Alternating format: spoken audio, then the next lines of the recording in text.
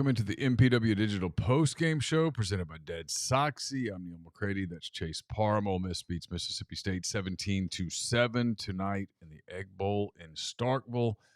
Ole Miss finishes the regular season 10-2 overall, 6-2 in the SEC. They will now await their bowl fate. The floor is the Citrus Bowl. Still have some Access Bowl hopes, depending on what happens in some other games, I guess, over the next 9 days or so. We'll talk about all of that and more in a moment. First, I want to tell you that we're brought to you by DeadSoxy. DeadSoxy is spicing things up by giving you the green light to snag Black Friday savings all week long. Yes, you heard correctly. It's not just today, but the entire week. Head over to DeadSoxy.com. Use the promo code Rebel Grove for buy one, get one savings on bundles all week. Make sure to put both bundles in your cart before using the code. Take advantage and stock up for your family, friends, and maybe even your own stocking. Let the Black Friday fiesta begin. As always, stay soxy. There's content up at Rebel Grove. What's that? You may turn the other light on. Oh, yeah, turn the other light on. I'm sorry. I forgot to turn it on. It was too bright when I was in here watching games. There we go.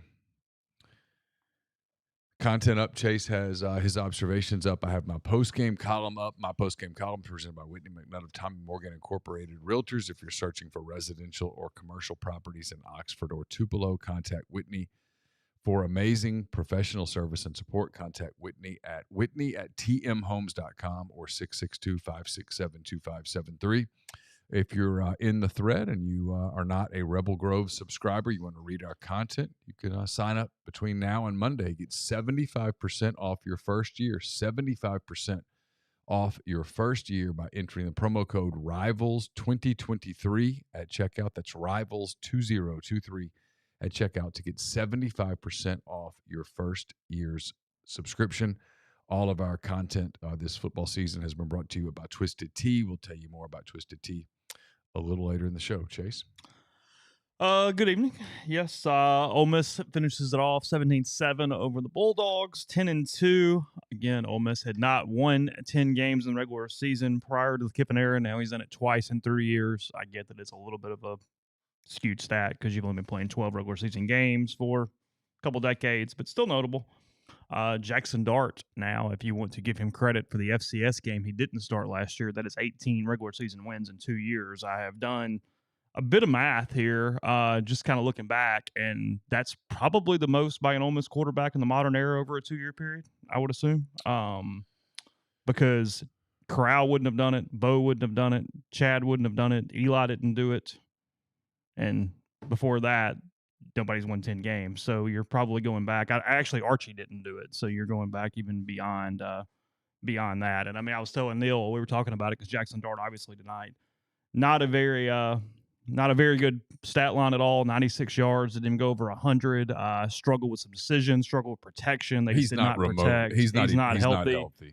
And yet he is tough as hell, and he's just won football games. I think that's the story here as we talk about this tonight is, I wrote in my content, Ole Miss had second half deficits this year. Arkansas, Tulane, A&M, LSU, MSU. They won all 5 of those games, won every one of them. They eclipsed their Vegas over-under total by 2.5 games. It was 7.5. They win 10. As Neal said when we were watching the end of the game, they maximized this season in such a way and did a hell of a coaching job. And we'll break it down in a number of ways today moving forward. It's really the story of it is that they've won 10 games again. They do a really good job of winning close games. They do a great job of maximizing. It works because at the end of the day, wins. That's it. It doesn't have to be a beauty contest. You win games. That's what matters. As they move into next season and you're trying to make playoffs and then win in the playoffs and how this new era gets here, we're going to spend an offseason talking about Ole Miss's shape going into that and what that looks like and what should be expectations because of everything around this program right now to be in that conversation. They have to get more workable depth on offense. They have too small of a rotation. It affects them late in the season. It affected them last season as they struggled. It affects them tonight. And healthy, or if they had better workable depth, they beat State 31-7, or it's a blowout. It's not this game where you're struggling there with a couple drives in the second half. So that's the homework. That's where they have to get better next season. Because here's the other side of it. I don't know exactly the words I wrote. Pete Golding did a hell of a job this season. Mhm. He did find some depth in a lot of ways. He played a lot of guys. He made this defense better than it was when he got here. He did one hell of a coaching job this season. And tonight, look, State's offense is putrid. Will Rogers was not healthy, but Pete Golding's defense won the football game tonight. Yeah, I agree with all that. A handful of super chats want to reach out to and thank Sammy. Thank you so much. She says the morale of the story is that when goats can climb houses, anything is possible. Great season, everyone. We have a super chat from Blake Pierce because we are 10-2. Like y'all, and thank you and give to the Grove Collective, he says. And seems like there's another one. Jacks of all trades, heard anything about A&M or state coaching search? We'll touch on that in a little bit. Cole McCarty, did Knox leave the fuel on a four-wheeler? That was a weird open. I did enjoy, I think it was Ryan Brown who had the quip on Twitter earlier that was State's only drive of the game. I did enjoy that at one point. So credit to our friend Ryan on that one. We'll get Jeffrey on now. We'll let him join in on the conversation as he has throughout the course of the season. I think I've got the Bluetooth now. Yeah, that's kind of my point. I mean, you have to play the guys.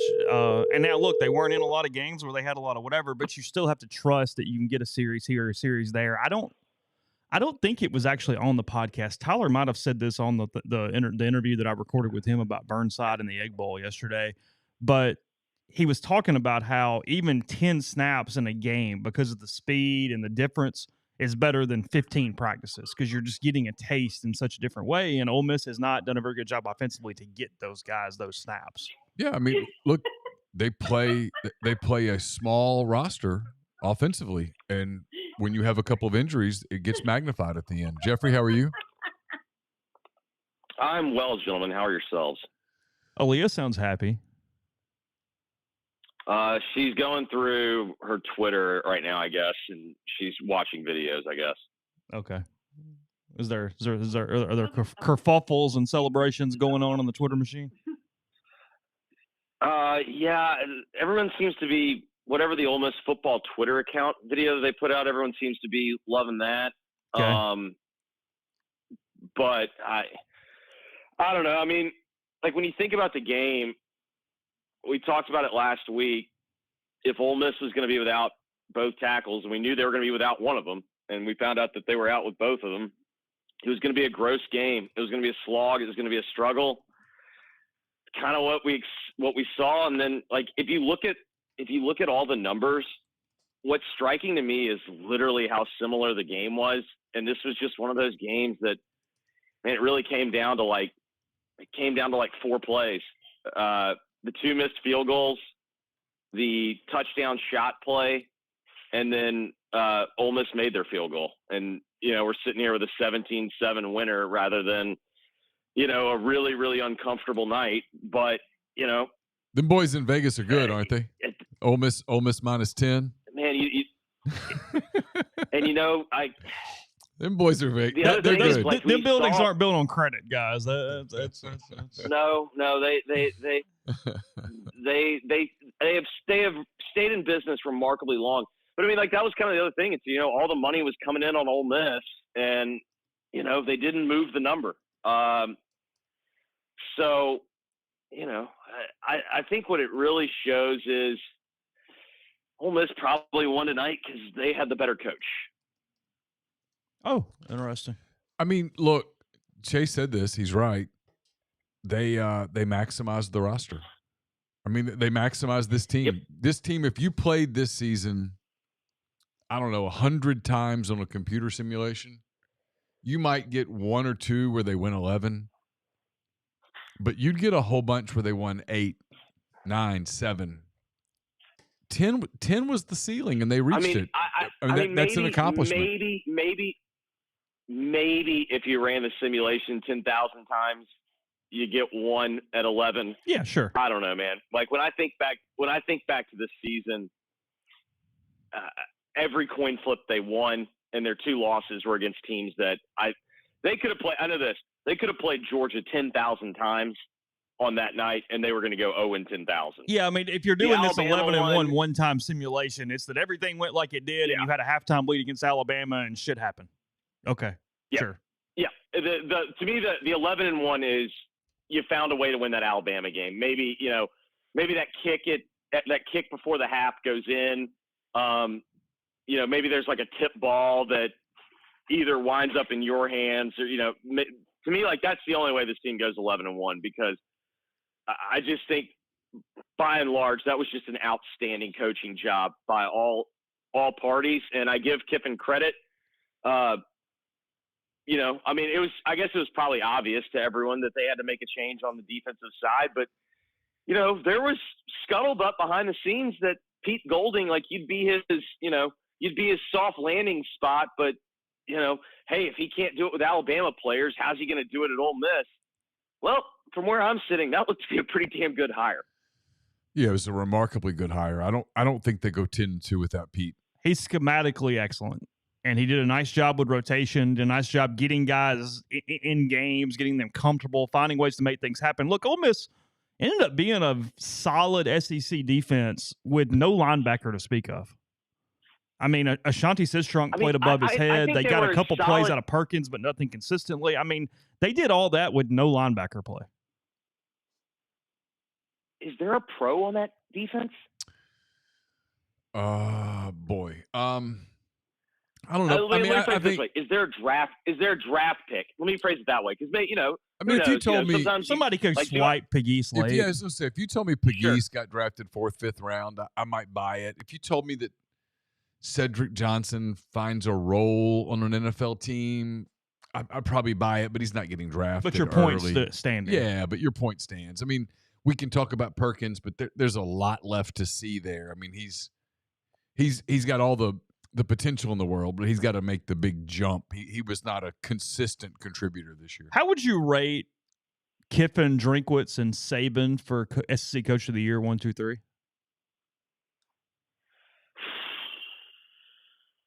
So I'm putting Saban third. Assuming a Missouri win tomorrow. Assuming a Missouri and an Alabama win. Correct. This week. Because otherwise, I figured that was the line of question. All right, so I'm putting Saban third, and here's why. It's not because, who's got the best roster? Saban, in my opinion, fixed a problem that he created. It's what I call pulling a Penny Hardaway. Penny oftentimes will things fixed, but oftentimes it's issues that he created, rotationally. The quarterback issue, the style of play, like, they should have had that figured out before they played Texas, and they didn't. They did get it figured out. I give them credit, and they're playing great football. But I'm still putting him third. I personally think Missouri's roster is better than Ole Miss's roster. And I think the way I have always viewed Coach of the Year is who does the most with the least. I would go Kiffin 1, Drinkwitz 2, Saban 3. Because I think Missouri has more top end elite players than Ole Miss does. I do think Drinkwitz deserves a ton of credit. I mean, what was their win total coming into the year? Probably like 7.5, 8. I can find it. It was somewhere right in the same. But the Ole Miss was 7.5, and Missouri was similar. Maybe actually 7 or 6.5. Now that I think about it, I'll go find it in a second. I think Missouri was below that. But I just, like, when I watch Missouri play, like, I think it's easier to coach Missouri than it is to coach Ole Miss. So I would go Kiffin would get my vote. Yeah, Ole Miss did a good job with a really great defensive coordinator, enough workable depth, a really tough gamer winning quarterback, and a damn good running back, and some decent wide receivers, and made it work. That's it. I mean, who's their best player? I mean, Judkins. Ole Miss's? I mean, Judkins is the best player. The guy that had the best season was Dart. And I guess I'd also listen to an argument of, when healthy, Trey Harris. Yeah, of course. He just wasn't healthy for a lot. Like, he wasn't particularly impactful. 6.5 wins for Missouri on an over-under. Yeah. If you vote for Drinkwitz, I have no problem with you. If you vote for Kiffin, I have no problem with you. You can make a legitimate argument for both. Yeah, I mean, honestly, if you vote for Saban, I'm good with that too. The problem is, coach of the year is a vague thing. Like, honestly, if you vote for Kirby, I'm fine with it because coach of the year, like, in the end, what is the job? Like, in college football, the roster is your job too. So, like, I don't knock guys. Like, in the end, like, I don't knock guys when they go, well, he's just got the best players. Like, well, that's part of the job. Yeah, I don't have a problem with Kirby. I mean, all he does is win. I mean, he's done a phenomenal job. I think I would vote for Kiffin. I might vote for Drinkwitz. I just lose Jeffrey. I don't know. Did you? I think there he is. You back? Yeah, I'm back. You cut off when you said you think you might vote for Kiffin. Yeah, you dropped off for a second. But I don't know. I mean, that's the thing. I mean, so Ole Miss tomorrow will cheer for Arkansas. They'll cheer for Florida on Saturday. They'll cheer for some chaos. I wrote this in my column. I just don't think it really matters. And when you watch tonight, I mean, I get you'd rather go to the Fiesta, you'd rather go to the Cotton, you'd rather go to the Peach, but I don't think it matters. They position themselves going into next season, assuming that there's no massive chaos over the next few weeks in terms of coaching stuff. They've positioned themselves to very much go in the next season as a big part of the conversation. They'll be a top 10 team in the preseason next year. Yeah. I mean, honestly, to me, it's a matter of, like, what do you want? Do you want to go to the biggest bowl game possible? Okay, then you're rooting for the Access Bowl. If the goal is to win 11 games, I think you're rooting for the Citrus Bowl. Yeah, I agree with you, by the way. I do. I think if the goal is to get 11 and to be able to say, hey, we won 11, I think you'd rather go to the Citrus. You're going to beat Iowa. I don't know who the other alternative there is. It's Iowa. I think it's Iowa. Yeah, it's Iowa. As long as Michigan, Ohio State stay. Yeah. Well, it could be Penn State. There's a world where it's Penn State. And I would pick Ole Miss over Penn State. It'd be a little closer. You'd bite your nails a little bit more. I think there is a universe, but in reality, most likely the Big Ten and the SEC are going to get 3 playoff and Access Bowl invites, and so Penn State will be the 3rd from the Big Ten. Yeah. I mean, I think you're right. I'm just saying Penn State would have to fall out of the access thing and fall behind. Well, see, the problem, is if they fell out, Ole Miss would push in. So yes, it's Iowa. Whatever. At this point also, is there any way to really? I don't think there's any way. Like, Ole Miss can't finish worse than 12th, right? In the final rankings. Yeah, because you're not falling. Well, I mean, Oklahoma could pass you. They could win the Big 12. Theoretically, Oklahoma. No, well, I mean, as long as Oklahoma State wins, is it tomorrow? Or does Oklahoma State play Friday or Saturday? As long as Oklahoma State wins, they are in the Big 12 title game. I don't know. Is that true? Okay. Yes, no, it's definitely true that if they win, they're in. Okay, but point being, let's say they lose. Like, Oklahoma still technically could get ahead of Ole Miss. Handful of super chats to and I don't. To thank. I want to thank Jonathan for his super chat. He says 10-2 LFG. Thankful for y'all. Thankful for you, Jonathan, as well. Someone says open the phones. We haven't opened the phones all season on the postgame show. We probably aren't doing it tonight either. Ryan St. Marie says shout out to the Ole Miss fan that brought his own cowbell in the Davis Wade tonight, mockingly rang it obnoxiously every time. Ole Miss did something good. State fans were furious. That would be funny. I would have enjoyed watching that. Candler, thank you for the super chat.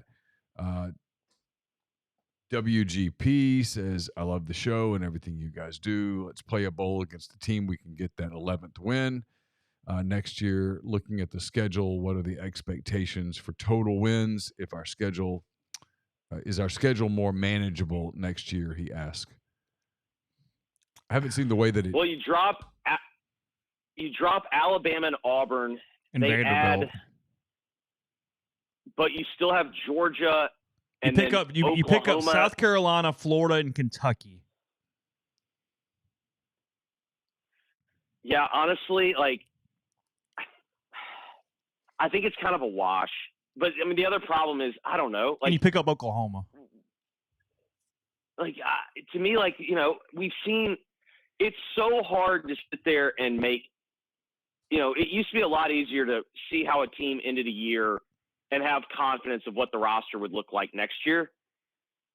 I just don't know. I don't know how you can reasonably do that because, I mean, I suspect once the tampering portal opens up, I mean, there's going to be a lot of rosters that just look really different.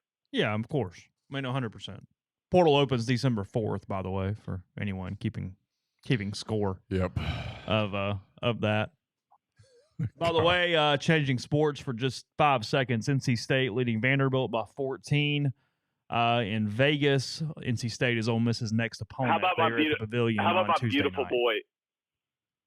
How about my beautiful boy Burns, the big fat guy for NC State, who literally looks like Zebo. Oh, really? I have not been watching the electric. Wolfpack, so okay.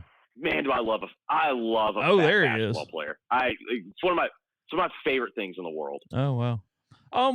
Our thanks real quick to put some ass in it. Our thanks to Andrew Sego. He sponsors my 10 Weekend Thoughts each and every week at rebelgrove.com. He says, high interest rates, bad for mortgages, but great for retirees. It's time to look at refinancing your retirement. Schedule a chat at rebelsretire.com. You know the rest, he says. The conversation is free. What could not talking cost you?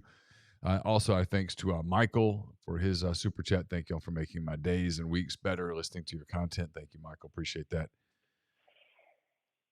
What were you saying, Jeffrey? I'm sorry. I mean, if you want to continue the spin ahead, I mean, are we all operating under the assumption that Jackson is indeed coming back? Yeah. Even though we had the drama last week? Yes. Yeah, I think he simply wanted to announce it himself, and he bypassed it to do that whenever he chooses.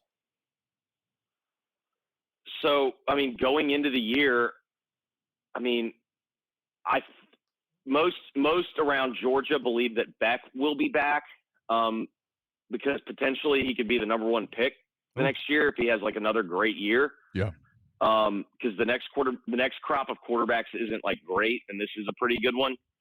But I mean, other than that, who's going to go into the year with a more established, proven quarterback than Ole Miss? Oh, it's a good point. That's it. And that's why I think they're going to be ranked so highly is they've got the wins. You've got, assuming nothing crazy happens chaotically in coaching situations, and you have your quarterback back for a third year. I think that is setting that stable for that. And look, it's not a complete out of the world scenario. They get Trey Harris back. I'm not predicting that, but he hasn't gotten good feedback from the NFL so far. Frankly, I've heard he probably will be back. I mean, you're hearing a lot about them getting some skill players back for next season. The one that I don't think will be back that they're trying to get back is Priestcorn. Correct. I think Priestcorn's going pro. But I think Jordan Watkins could come back. And Priestcorn's got a family. Like I can't get that. Yeah. And he's got a chance to make an NFL roster. I'm trying to do this off the top of my head. Has Kiffin ever had a third-year quarterback? Ooh. So he obviously at Tennessee, no. Maybe someone at Southern Cal. I think he had Barkley for 2, but I don't think he had him for a third. Did they have Leinart? How long was Leinart there? As a starter, I think he was a 3-year starter. He started his sophomore year, junior year, and then he came back for his senior year. Okay. So that's probably the last time. So as a head coach, he has never had a 3-year quarterback. Scott Matlock, thank you for the super chat. He says it's safe to assume Judkins back too. I mean, it's an assumption. It's one that I would make as well. I mean, if you told me it gets a little squirrely, I'd buy it. But yeah, I think at the end of the day, I would anticipate that Quinshon's back for next season. Also of note that I know because when Leinart was there, Kiffin only had play calling duties his senior season. Okay. Yeah, because Norm Chow, yeah, it's true. Norm Chow was there. So I mean, Kiffin has never called plays or been a head coach for a 3-year starter. That is correct. Also, I know it probably got lost because the game was uncomfortable. That Judkins stiff arm was 10 out of 10. He had some really big runs in the second half. Yeah, he really did. And he had some big runs like when they couldn't move the football, like he kind of put the team on his back for a little bit. It was a gritty win. Jackson didn't make the critical mistake tonight, and I guess neither did Rodgers, but like, I don't feel like Jackson was a large reason that they won that game. Like, that was one of his – it was a tough night. Like, it was, hey, State's only chance was to make that game what it was, which was ugly, gross, and, he didn't make the mistake. But, that game to me was – I thought Quinshaw had more impact on the result than Jackson did. Protection and Dart not being healthy. I mean, what did you make of the first 2.5 quarters for Ole Miss offensively being that bad? I think they knew we cannot. The only way we lose this game is if we make a critical mistake, and like that's why. I mean, how many deep? See, they took the deep shot. Was it to Wade? Yeah, they took a deep shot to Wade. But, I mean, they didn't put the ball in jeopardy a ton, and I felt like just in the first half they kind of knew they weren't winning first down, so they could never kind of get the tempo to their liking. I think they were just pretty set in the, if we punt it away, it's not the worst result. And for the most part, I felt like that ended up being the case. Yeah. State, what do we feel like their short-term situation is here the next 18 months?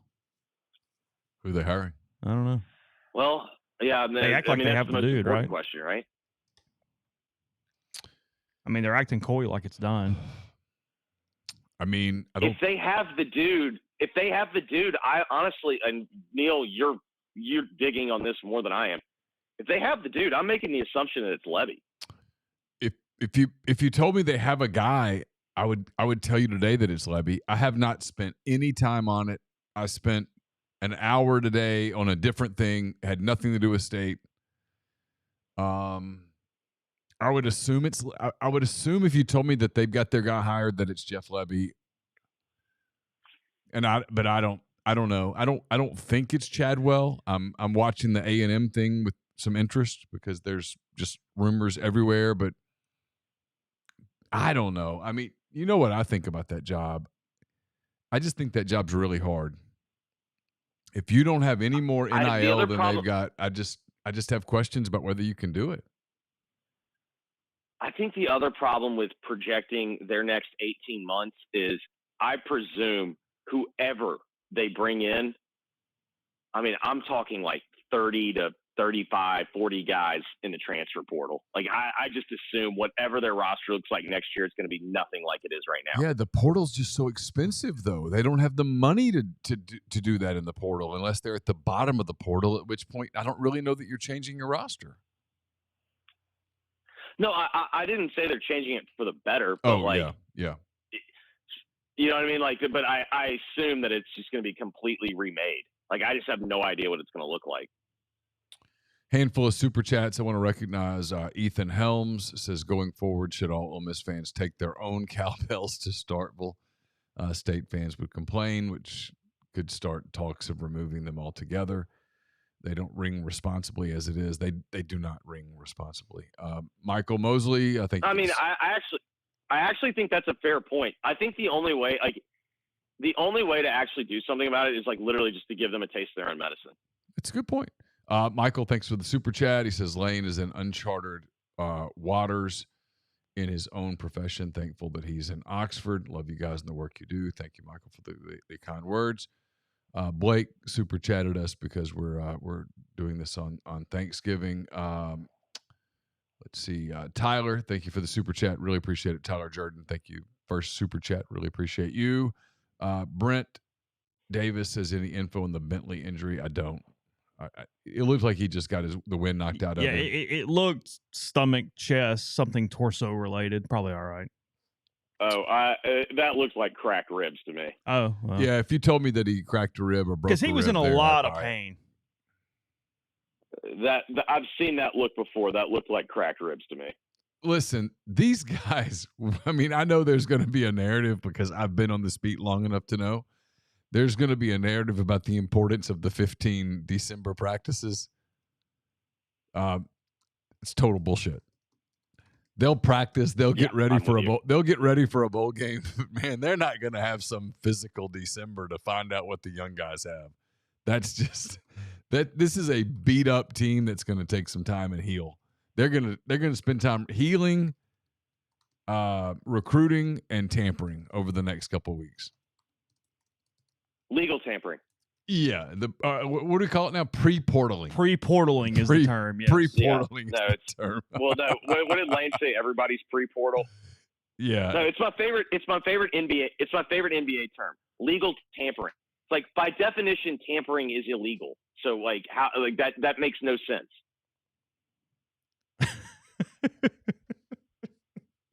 Everything's legal now, Jeffrey. Everything, like completely. Just no. I disagree. It's not that everything is legal. It's that nothing's illegal. In 3 years, we should just allow trades. The transcripts be damned. Figure it out.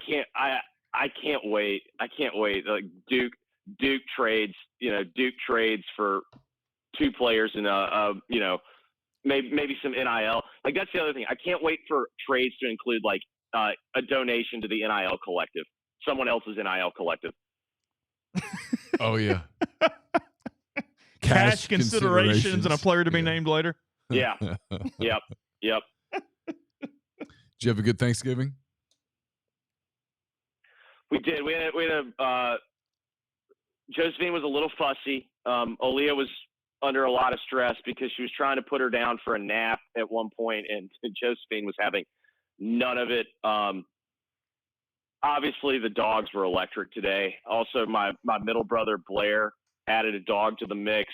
We didn't get him into the carving session until midway through, but I got to tell you, my parents' dog right now makes Rebel look like Rebel was like from the streets. He's so lazy that he won't even, like when Dad's carving the turkey, he doesn't even sit at attention. He just lays down on the floor and is like, all right, just throw it to me. Well, he knows he's going to get it. It's kind of a cat mentality in a way. Well, I mean, respect it. 100%. And, like he is. I am the owner. Like, that's the thing. It's like, yeah, no, I mean, I was laughing today. It's like, the Wrights have had 4 dogs between me, my brother, and my parents. And it's going to probably, history will reflect that Rebel is going to end up being the best trained of all the dogs, and he was horrifically trained.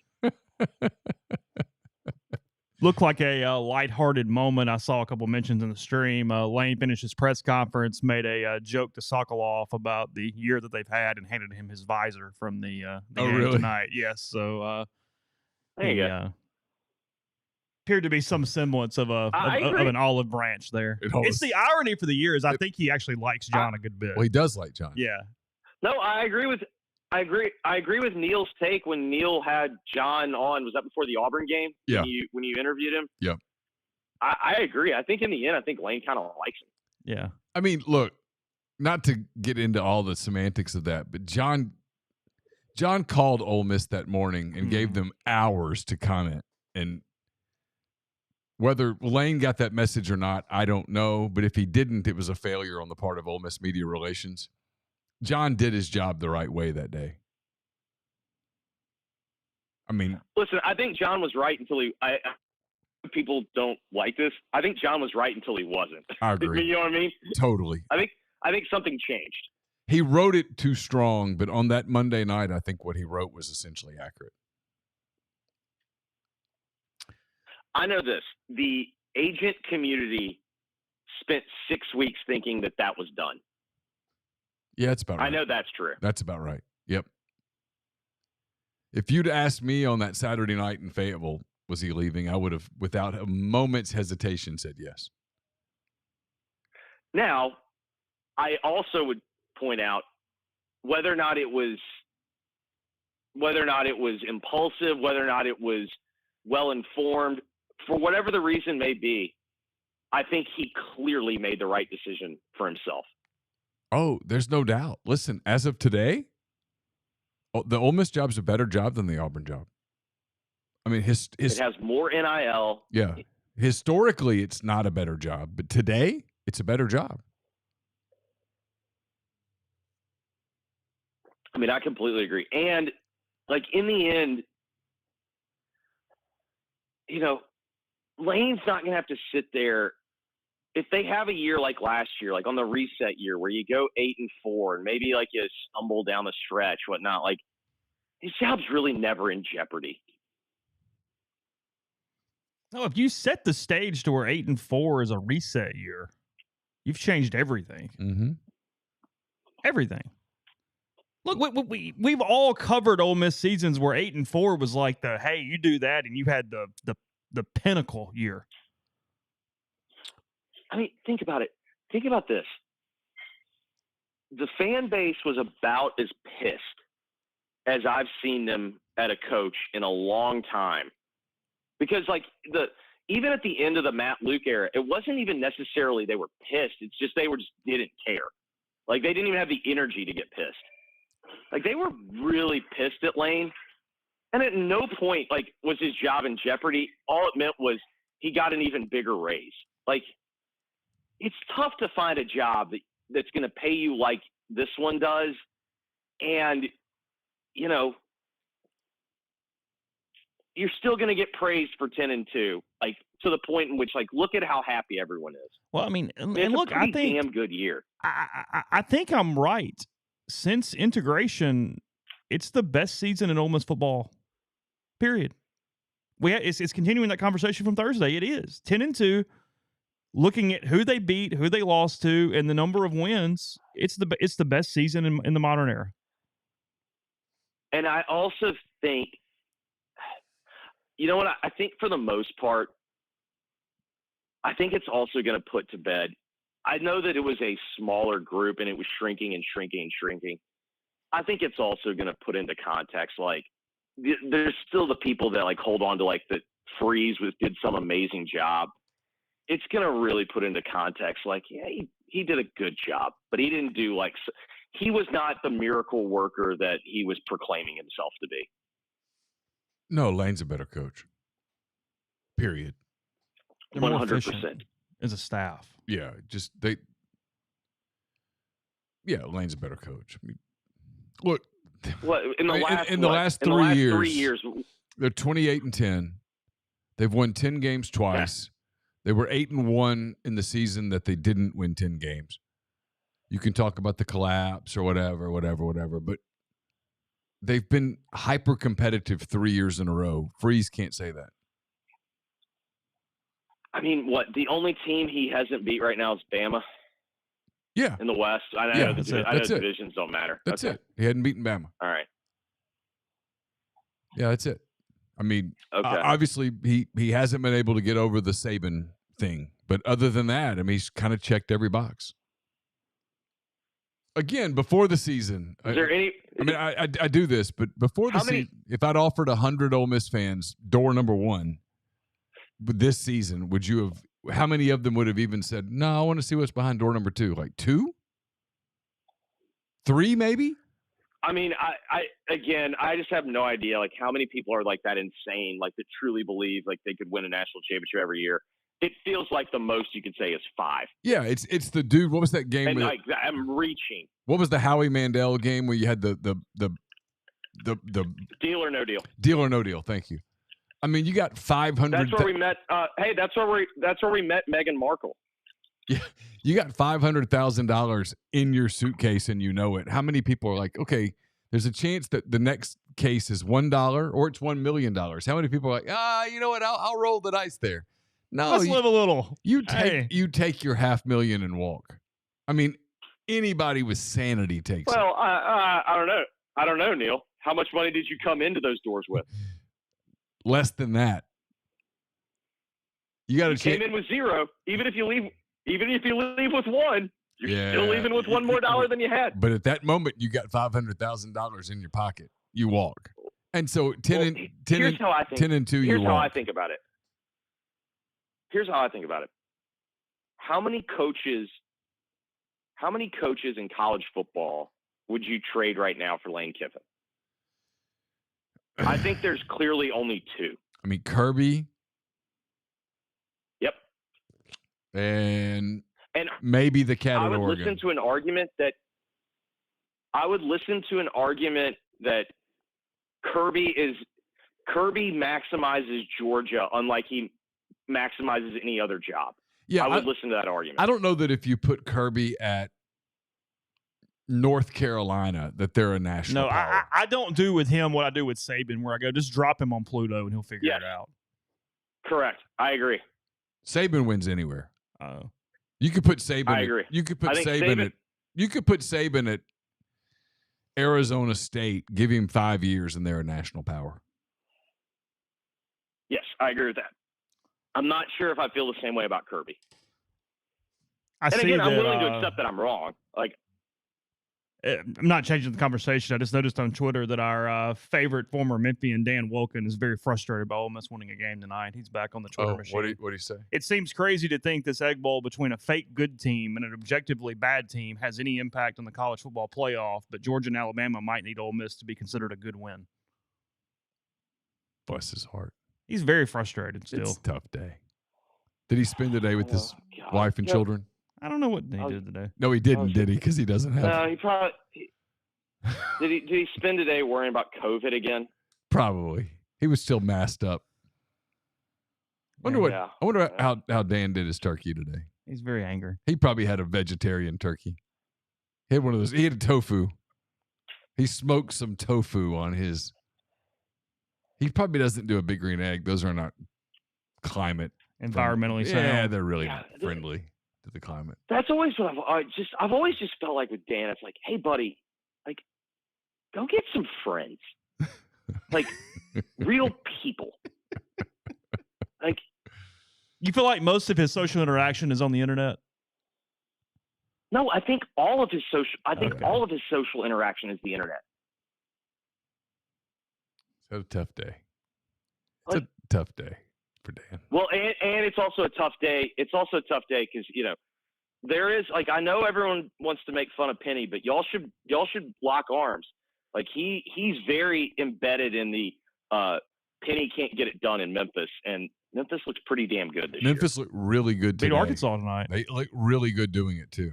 And Vanderbilt has cut this thing really to 6, by the way, which says Michigan. more about NC State Yeah, they than beat Vanderbilt. Michigan and Arkansas on back-to-back days against. And listen, if you made me, I watched some of both of those games. If you made me do a litmus test on Michigan, good or bad, I'd go good. And if you said give me a litmus test on Arkansas, good or bad, I'd say good. I mean, Arkansas beat Stanford on Friday night, double overtime, looked pretty good doing it. If you made me guess, I would guess both of those teams are pretty good, and Michigan beat them both. I mean, Memphis beat them both. You think Dan would do our podcast? I mean, the other thing is, like, this week? Think you'd say no? He might. Think you might? He might. It might get kind of contentious. Oh, okay. Do you ever have him on, Jeffrey? No. Gary used to have him on. I have to know, but you have to realize, so I'm actually being very good. If you've noticed, my Dan interactions on Twitter have gone down because Mark works for Gannett. Oh. I don't want to make Mark's life worse I get it. by me just going. Yeah. And working for Gannett is bad enough. Correct. Like, as far as Jeffrey's going, correct. Yes. No. I mean, I think it's just true. It is what it is. I think Mark would even, like, hey, man, like, well, I was talking about this today. Like, did y'all see who actually bought DirecTV? No. It was a private equity firm.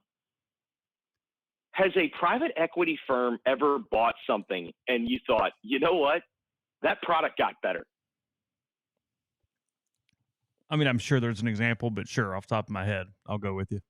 I mean, I doubt it's true because every private equity firm does the same plan. The same plan is, all right, cut the staff by 300%, and then start milking profit for all that it is. And then when it becomes no longer profitable, you sell it for whatever you can. Yeah. You give Florida much of a chance tomorrow? Saturday. Yeah, whatever. I think you have to give them a puncher's chance only because, you know, it's going to be Rodemaker's. Rodemaker started last year at Louisville when Jordan Travis got hurt. But, I mean, this is going to be the toughest road environment he's been in. And Florida's backup's a gamer. I don't mind that kid. Well, I mean, Mertz had a good year. I give him credit. Like, he really did. He was better than I thought he was going to be. But am I really that convinced that Mertz is like the only kid that could have success? Like, they throw it short. They run the ball. You know, that's a game that has a tendency to kind of get weird. I give them a puncher's chance. Okay. Which, I mean, you can't put them in the top 4 without their quarterback. I don't care if they go undefeated. So, frankly, that's all changing the calculus on this Ole Miss thing, too, because it's possible Ole Miss just has to pass. Why can't you? If they go, man, if they beat Florida, if they beat Florida and Louisville, are you punishing them because their quarterback got hurt? Potentially. Why? Because I'm grading them on the roster they are, and their best player is not on the team anymore. Do you really want to set the precedent of a power league undefeated team? No. I get it. I get it. I mean, I'm being a little podcast advocate, but they scheduled LSU. They did. They could have been pussies and not. Yeah, sure. And they played them. Like, I don't know, man. I understand what you're saying. Like, would they power rate as the top 4 team? And they're going to catch. I mean, they're not catching a break. It's just the way the schedule's working out. You can't get all undefeated teams where an undefeated is left out because obviously Michigan and Ohio State are playing each other. Right, but my bigger question is like, all right, if we punish that team, then like, what's the point of playing the season? Like, isn't there supposed to be a competitive enterprise part of this? Well, of course. Like at that point, they will have played 13 teams and they will have beaten 13. Yeah. Like, and they didn't try to schedule their way to 13 wins. Like I don't know, man. Like, I think if they go undefeated, I'm putting them in. He actually, Dart said I'm great tonight when I asked how he's doing. Yeah, sure he said he was great. Yeah. I mean, he probably feels great. I mean, in terms of like, he's probably excited. I don't know if he's physically great. I don't think there's a decent chance he did not tell the truth during his little discussion with the docs there for a minute when he was coming off the field, because that for about 10 seconds there he did not look to be completely lucid.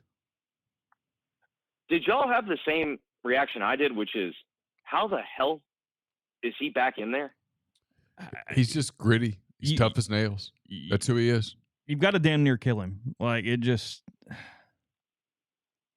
That's who he is. He's tough. He's. I will say this. He had the whoever Tua's concussion doctor was last year. That's who he had on the sideline. I just think the dude. I just think he wants to play. I think he talks himself back into games, he is. This is why when some people were low on him last year, I was always consistent that I liked him. I can win with a guy like Jackson Dart. Like, is he a perfect quarterback? No. But you know what? That guy shows up, and God, he's tough as nails. Oh, he can be my quarterback anytime he wants to be. No doubt. No doubt. You can find a more talented quarterback. Yeah, you can find a better quarterback, if you will, a more talented quarterback. He can be my guy anytime he wants to be. And he's like he's that tough anyway, but he's got that chip on his shoulder because of the people that still call him a California pretty boy. Yeah, he gets pissed off. He hates that. You know. Not only that, man. Like, I don't know. I think leadership is such an important part of that position, and that guy's a leader, man. Like, I don't care if he is. Like, leadership can come in many different forms, but like at the end of the day, like if that guy's taking a snap, the rest of the guys kind of believe in him. Well, there was multiple times tonight he grabbed teammates from retaliating, where if you give State 15 yards or do something right there, I mean, it was a close game for a long time, and he was like, "Hey, quit, nope," because like one time, especially with Judkins, like he grabbed him and pulled him the other way and goes, "Nope, I don't care. I know he stepped on you. Shut up. Let's go."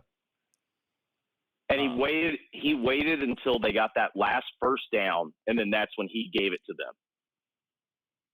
when the game was when it was officially over, when he got that first down, then he started. Yeah, and to me, like that's 15 yards wasn't going to hurt there, right? And like the game was over. Hey, thanks so much for the time all season long. We really appreciate it. You've done this week after week after week, and we're quite appreciative. Enjoy the rest of your, 57 minutes of Thanksgiving. And are you on air tomorrow? I'm not on air, but we are headed to Batesville for Aaliyah's family. They're doing like a fish fry, so I'll fit right in. Oh, that's good though. No turkey the next not the second day, same meal. Yeah, it's good. I like that. Yeah. Okay, sorry. I'm in the minority. I love turkey. I love turkey and dressing. I'd rather have turkey and dressing. I got to tell you, I did a turkey today, and my turkey was fantastic. I'll freely admit it. Kudos to me. We had the smoked turkey. Yep. I smoked one today, and it was absolutely I did fantastic. the math and went, oh, hell, I don't have time unless I get up even earlier than I thought. I ended up having a spatchcock today just to make time. Oh, how long did it take? About 6 hours. Yeah, mine was 5.5. Yeah, something like that. Well, the bird was much bigger than I thought it was going to be. That's what she said. It was. Yeah, I looked at it. And I went, oh, I didn't do some good math here. We got to get moving. So. Well, in fairness, she's never said that to me. Yeah. Hey, enjoy the rest of your weekend. Appreciate you. All right, boys, be good. That was Jeffrey Wright. We're gonna get Rippy on. Is he still awake? Yeah, I think he's good to go. While you are doing that, I will tell you about Twisted Tea. Are you ready to elevate your college football game day experience? Check out Twisted Tea. Your go-to game day beverage for college football fans is unlike any hard beverage you've had before. It's made with real brewed tea and flexible flavorful punch. 5% alcohol, no carbonation, the perfect balance of taste and refreshment that goes down smooth for every game day occasion. No need to settle for the usual. Twisted Tea turns up any occasion, especially when you're cheering for your favorite team, you're tailgating in the stadium, parking lot, watching a bar, hosting friends at home. Twisted Tea is there to elevate your game day experiences. It complements your love for college football and your passion for creating unforgettable moments. Let's toast to unforgettable game day experiences. Twisted Tea, the drink that fuels fun and celebrates your love for college football. Keep it twisted. Calling Brian Rippey now. While you're doing that, let's look for a little bit of a viewer guide for tomorrow. By the way, the 49ers rocked the Seahawks 31-13 tonight in the final game of Thanksgiving from an NFL standpoint, it looks like. Did you hang up, Brian? I think he hung up. Got someone telling me that Jeff Lebby to Mississippi State's done. Really? I don't know that it's true, but it's giving me terms. Well, that's not nothing. Yeah. Good source? Check it source or great source? Where are we hitting in the lineup? Check it. Okay. So like 6th in the lineup? 5th or 6th. 5th or 6th? Okay. Yeah. Not 2-hole, though. No. Where you go? Oh. Okay.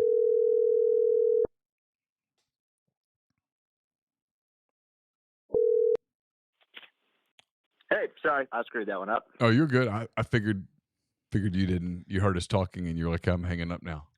Real quick, as Brian is jumping on the line, tomorrow, games of interest to Ole Miss in their chase for an Access Bowl. Oklahoma plays TCU at 11 o'clock on Fox tomorrow. If they want to see a possible future opponent, the Iowa Hawkeyes and a over-under line that's now at 24.5 at Nebraska tomorrow at 11 o'clock on CBS. Tomorrow, you've got Missouri and Arkansas. That's in Fayetteville at 3 o'clock. That is on CBS. Texas is hosting Texas Tech tomorrow in Austin at 6:30. Penn State is at Michigan State at 6:30. And then Oregon State, Oregon, the Civil War is at 7:30 tomorrow night on Fox. So that's that. Kentucky, Louisville, 11 o'clock on Saturday, as the Cardinals could be a team of interest, potentially, but not necessarily. Depends on some upsets and different things going on.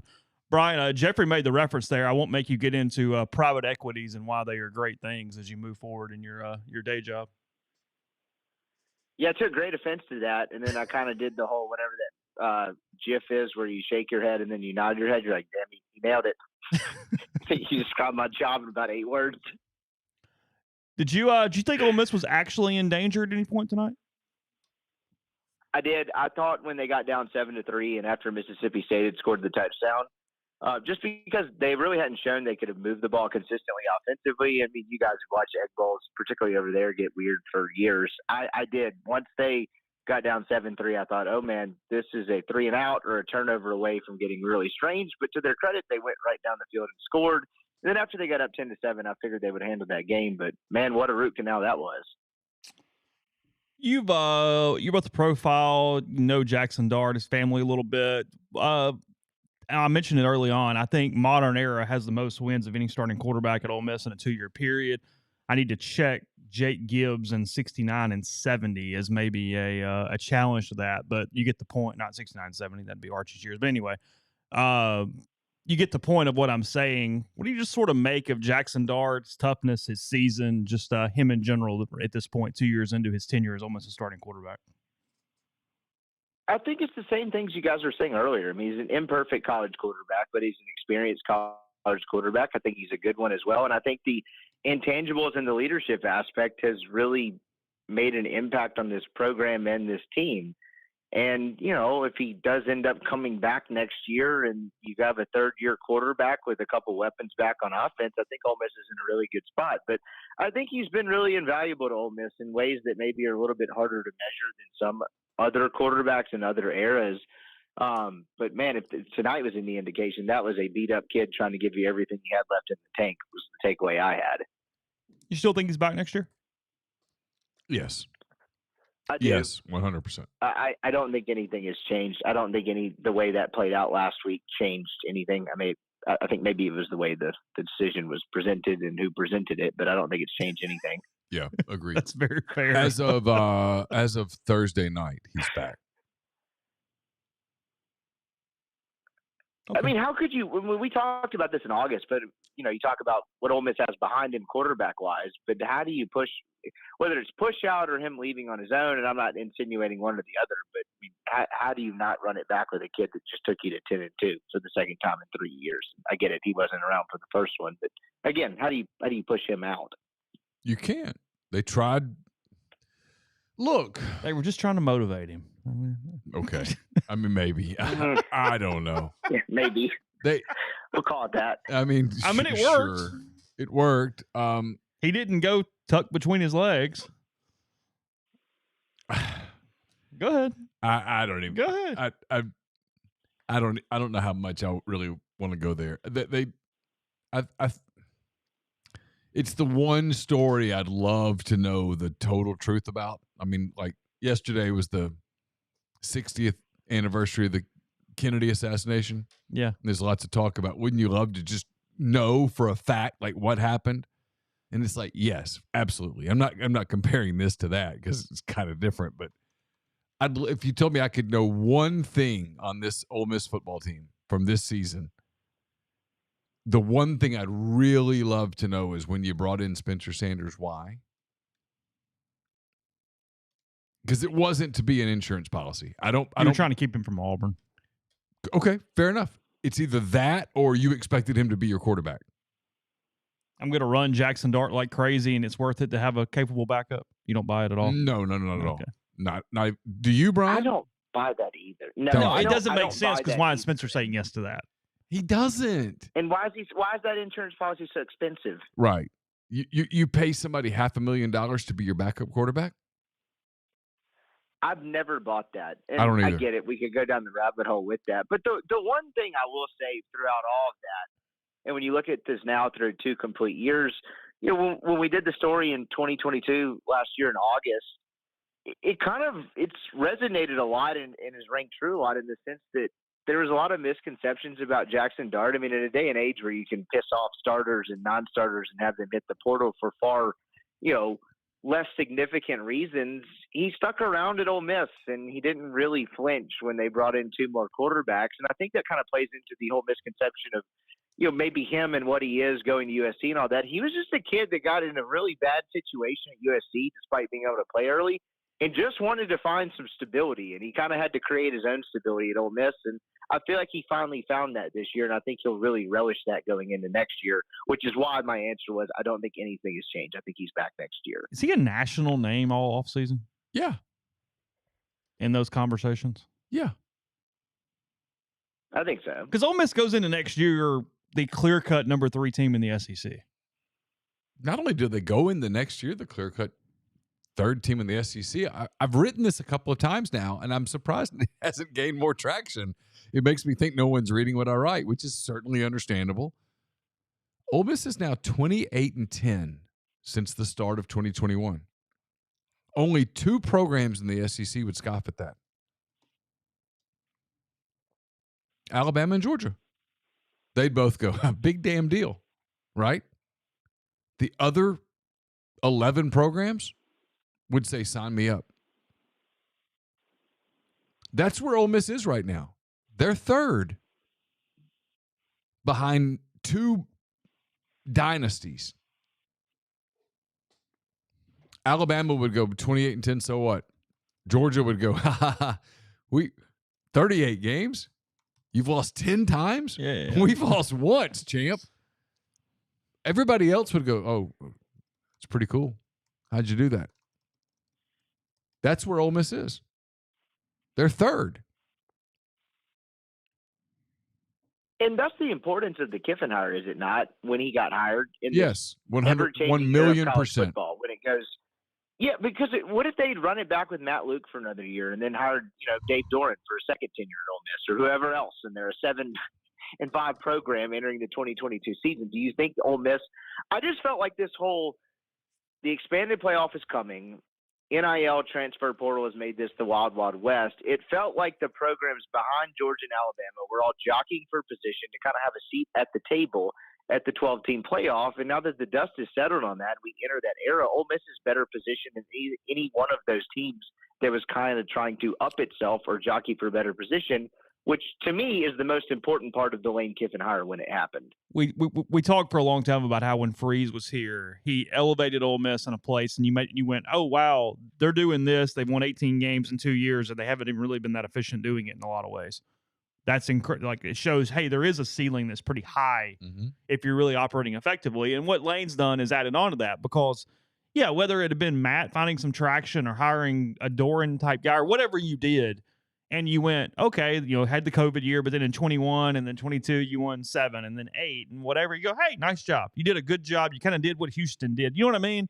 You didn't take that extra step where you went, oh, no. Now, see, this is doable and this is how you do it. And what's not, that's what Kiffin has done here is that it's a credit to him. And it's a credit to hiring Pete and what Golding did on defense this year and the way they put some staff stuff together.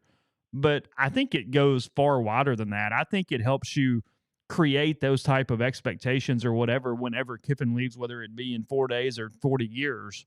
And you go, no, this is just where this program can be, and how do you maintain and you excel at that when you get into each season to do that?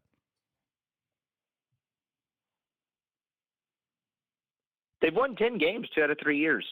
I don't think that's happened since I've been alive, or it's never happened in the regular father, season ever. I was about to say ever. Again, as I open, skewed stat because they've been playing 12 games only for a couple decades, but still, just saying. Did y'all ever think Ole Miss was going to lose tonight? No, I didn't. No, not really. even at 7-3. I think Chase was a little more worried than I was. I didn't think so. Look, I figured they would find a way to score and they'd win. Look, you could tell early, and I wrote this. I mean, Ole Miss was going to limp to the finish line. They're beat up. They're tired. They're out of gas. They're exhausted. Pick your cliche, whatever. It's true. They're done. They need a break. There's no reason to practice for a while. There's no reason to do all the, hey, let's do the bowl prep crap until like the 15th of December. I'm sure they'll have a practice or two because they'll have some kids in for visits and they'll put on a show for prospects or whatnot. But no, they're out of gas. You just watched a team maximize. That's what I believe. And I said this to Jeffrey. I guess if you ran some simulation, maybe if you did 10,000 simulations, maybe a couple of them would go 11-1. But I think that you just watched a coaching staff and a roster maximize its potential. That's what I believe. And if you disagree, I'm cool with it. You can get as mad at me as you want. You can, whatever. It's cool, whatever. You're certainly free to your opinion, but I think they just maximized. You just watched a team that was probably an 8-win team win 10 games. And I mean that as a compliment. Do you think they maximized in 21? Yeah. They lost the Auburn game. That was a little screwy because Matt got hurt. But they were beat up. They were. And, it's hard to win at Auburn, and that wasn't a horrible Auburn team. And they lost at Alabama, and Alabama was good. Alabama's always good. Pulled out the Arkansas game that could have gone either way.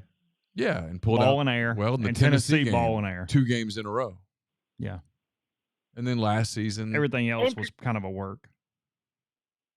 And to Neal's point, which is well said, that's why you pay the $8.5 to $9 million a year, is to maximize the potential of the team. Yeah. I mean, I caught shit for it, last year, just kind of joking about the fact that they just paid Kiffin $9 million. It's like, what are we watching here? The Texas Bowl or whatever the hell that was they played Texas Tech in. But all that aside, like, that is why you pay the salaries, for coaches to maximize the potential of the team, and he's done that. Big thanks to AL Rebel 12. He says, good work this year, guys. I've enjoyed all your work. Thank you very much. Really appreciate that. Our first super chat. Appreciate you for that. Don't look. I mean, look, we did the thing all year. Hey, if Lane just beats the teams that he makes more money than, he's going to go 8-4 because there was 4 people there was 4 coaches on the schedule that had more money: Saban, Kirby, Brian Kelly, and Jimbo. But what you're paying $9 million for, and it's where Kentucky's in a weird bind right now because Stoops is not doing this at Kentucky, despite them paying 8.6. They have a different level of expectation, but still a ton of money. Is to get into these national conversations and to play meaningful, nationally relevant games late in the season. To be in this type of environment that Ole Miss is doing right now. It's not that you go to the playoff every year or you beat all these teams that have coaches that make just as much or more because, look, somebody's got to lose. But it's that knowing you raise the floor. He's getting paid $9 million to raise the floor, and he's getting paid $9 million to have nights like this where you go into next week going, well, this loss, and they go to the Fiesta Bowl, they go to the Sugar Bowl. You're having an entire offseason. It's when I walked in, it was why I was nervous. It wasn't necessarily about Ole Miss winning this game, is that it wasn't now about, hey, they lost to State somehow and they choked that game away 2 years in a row, and what's Kiffin thinking, and this is coming on the heels of all those losses last season. It's an entire offseason talking about Dart in year 3 and about how, what the playoff picture looks like and what the format's going to be, and Ole Miss having this record.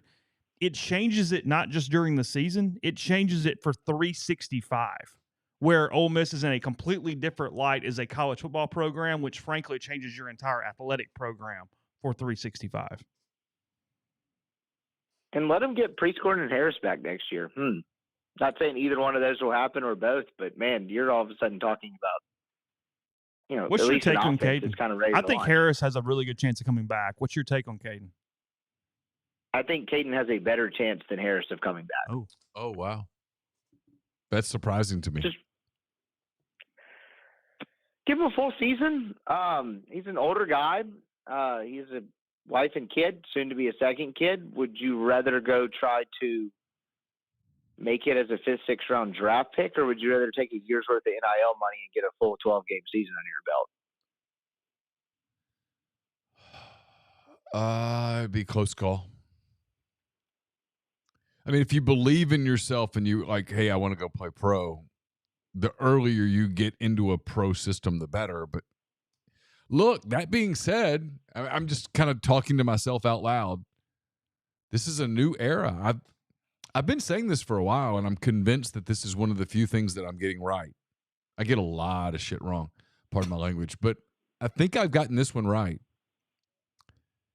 Starting in 2021, this is a new era of college football, and you can throw everything, do whatever you want with 2020. That's up to you. Do whatever. If you want to embrace it, go for it. If you want to throw it out, I'm cool with that too. But 2019 forward is no longer relevant in the new era of college football. I mean, I believe it's completely irrelevant, in fact, to the point where when people do the stuff, well, in 2014, 2015, 2016, I'm going to go, I don't care. It's like a different world. You might as well play in those games on Saturn. I think 2021 and forward is a new era because of NIL. So a decision that Caden Prieskorn would have made in 2018 is really not relevant to the decision that he'll make in 2024. Does that make sense? 100%. Yeah, no, it makes perfect sense. And in his case, he's already an older kid. In what world, if you're worried, like if you're debating taking NIL money, and again, I'm not saying that I understand his thinking or anything about that. I'm just kind of projecting here. If in his world now, you take the 5th, 6th round draft pick, or maybe you go undrafted free agent, who the hell knows how that stuff works in the underwear Olympics in the 4 months leading up to it, or you can take the guaranteed NIL money. He's already an older kid. In what world is his draft situation in 2024 worse than it could be in 2025 at his age? No, it's probably the same. It might be a little worse just because he's a year older. But if he gets, I don't know, $400,000 in NIL, that might be more than he would have made on a practice squad. Oh, 100%. You have to make the roster to get like that I said, Brian, I don't know. I mean, I'm literally like just kind of talking to myself in real time. And I'm an old dude, right? So I'm inclined to like think about what I would have said 10 years ago, but 10 years ago has never been more irrelevant than it is today. So he might be able to make a lot more in NIL because he's more valuable to Ole Miss than he would be to the Tampa Bay Buccaneers practice squad. That's interesting. And 10 years ago, I would have been like, well, you want to take the pro contract because you want to get into a pro organization because Ole Miss is only going to give you some money under the table and some boosters are going to give you some money every Saturday after a game, but it's not going to be. And now it's totally different. So I don't know. I'm kind of thinking about it out loud. It's the part of the Spencer Sanders thing that if you could have an honest conversation with Spencer, his answer might be, well, what Ole Miss offered me was, because Spencer's married, has a child. He might say, they offered me a lot of money. I had to take it. I don't know.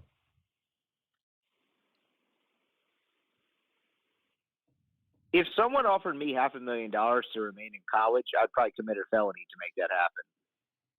It's guaranteed money. As soon as that offer comes, hey, all you got to do is play football in college, and then you'll figure out next year. Okay. Yeah, you just got to get through Thanksgiving. You got to get through Thanksgiving, right? And for last year, you don't really have to go to class. And if your team doesn't make the playoffs, you can basically bolt at Thanksgiving. You can tell the coaches, hey, I'm not going to play in the Music City Bowl. I'm heading out. What are they going to do? Oh, because there could be some academic guys that aren't eligible too for the bowl because they doing, hey, I'm out. Like, whatever. Right. It is what it is. Right.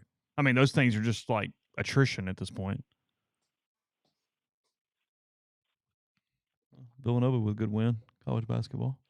Yeah, they beat North Carolina. Who's state hiring, by the way? I heard y'all talking about that Jeff's, a little bit earlier. I got a couple Neal is reporting that Jeff Lebby is the new coach at Mississippi State University. I have someone who would probably know who says it's Jeff Lebby, but I cannot independently confirm that. Let me be clear. I have spent let me be clear.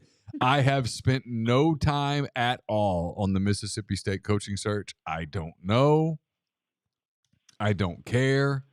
Do you think Lebby in his interview told them all that he basically ran it in 21 anyway at Ole Miss, so he has plenty of experience in Mississippi? I mean, I think if you tell me it's Lebby, it's because he and the guy that's the AD had a year together at Oklahoma. What do you think Lebby's like as the state coach from a toxicity standpoint in this rivalry? I mean, fairly. He and Lane hate each other. They're not buddies. They hate each other. Let's be clear. I mean, if somebody leaned over and told Lane, hey, by the way, it's Lebby, and Starkville goes, oh, okay. Yeah. Awesome. That game gets circled because Jimbo's gone now. I got to find a maroon team. Yeah. I mean, yeah. Switch his maroon hate from. Oh, you don't think tonight was very personal for Lane? No. You don't think he. It's very clear it wasn't. And he said once you lose the trophy, by God, it gets personal to get it back. I get that. You want to get it back, blah, blah, blah. He gets annoyed by them, but he's not. No. Staying up at night. Lebby is more inclined to be like a Mullen type, in my opinion.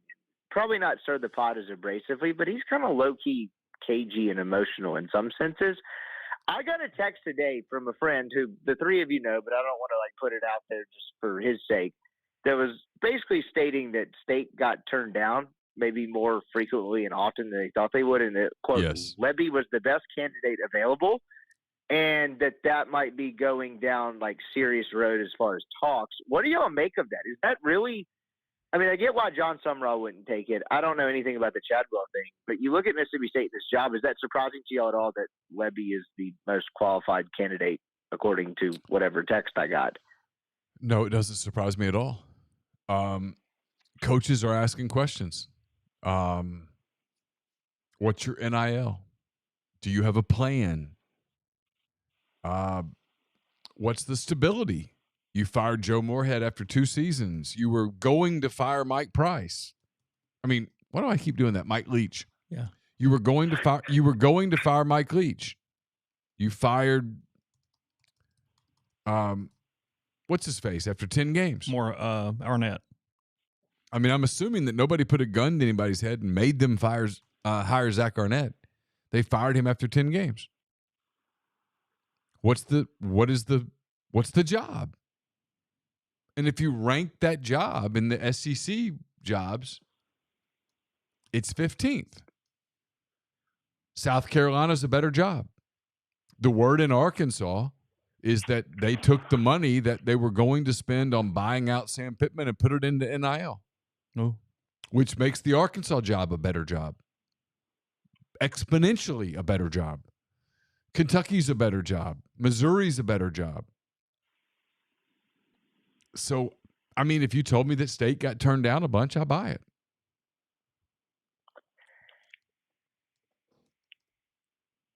If you get to that point, though, and it's between Lebby and, say, like a Barry Odom, and I don't know whether they've contacted him or not, would you, if you're Mississippi State and you have to win the press conference, you need to get the whole proven winner and all that, would you put more eggs in the basket of a guy like that or take a chance on Lebby?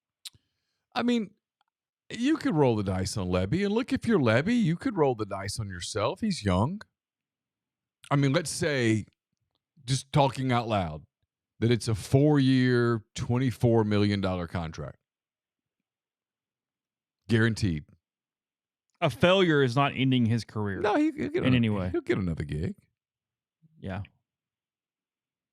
See, I'd rather have Lebby, Chadwell, Sumrall, guys like that versus Odom. And the same applies to John, by the way. It's just kind of a roll of the dice for John because he's a head coach. And he's going to keep winning. But he can't make the money at Troy that he could make at Mississippi State. No, it's but you're setting yourself up for the next gig. So is that really that next gig, which is all you're guaranteed? You're only guaranteed one big one. And so the conversation in Sumrall's stance, he doesn't need to roll the dice as much as Lebby might because he's already a head coach, right? I mean, the next coaching cycle, he'll be an attractive candidate, assuming they win. And that's the assumption, right? What happens if your quarterback gets hurt? If you have an injury-laden year and Troy goes from what they are now, which is 10-2, 11-1 to 7-5, and suddenly you're not on the radar. If you're John and you sit down with your wife here around the Christmas tree on Sunday night after the Troy game on Saturday, and you say, "Hey, babe, it's $24 million for 4 years. It's guaranteed. We need to go, coach." She might say, "John, that's a lot of money, right? I mean, how do you turn that money down?" As opposed to, well, if we coach at Troy for another 4 years, it's $8 million. Good money, not 24. Well, $16 million over 4 seasons is a pretty big deal for a family.